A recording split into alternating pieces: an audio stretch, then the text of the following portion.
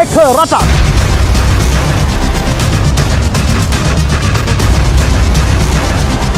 තරඟකරුවන් 71,852.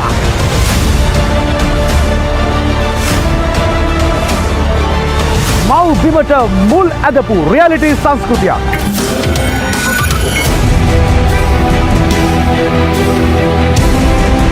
ශ්‍රී ලංකාවේ වැඩිම පිරිසක් නැරඹූ එකම රියැලිටිය.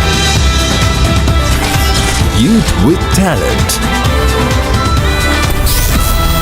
Third generation. Ladies and gentlemen, please welcome your hosts for this evening.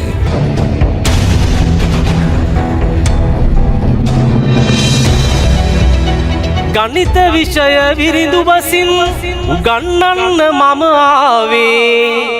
ගෙදර ඉන්න දුවේ පුතේ පොතක් අරන් ලියාගන්න. ගෙදර ඉන්න හැමදෙනාම ඇවිත් මගේ වැඩ බලන්න. පාද තුනයි තියෙන්නේ ත්‍රිකෝණයයි කියන්නේ. පාද හතර තියෙන්නේ චතුරස්‍රය කියන්නේ. පාද පහයි තියෙන්නේ පංචාශ්‍රය කියන්නේ.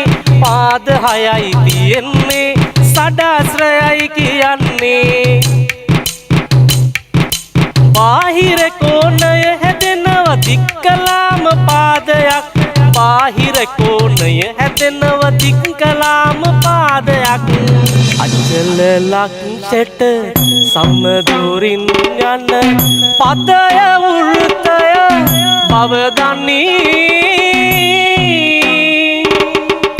කේන්ද්‍රයේ සිට පරිදියට ඇති දුර ආරය බව ඔබ දනී. වෘතයක ඇති දිගම ජායත් විස්කම්භය බව ඔබ දනී. බුදුරජුන්ගේ ධර්ම චක්‍රය වෘතයක් බව ඔබ දනී.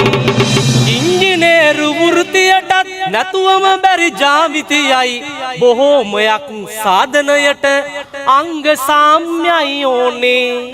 පාද තුනක් සමාන නම් ත්‍රිකෝණ දෙක අංග සමයි.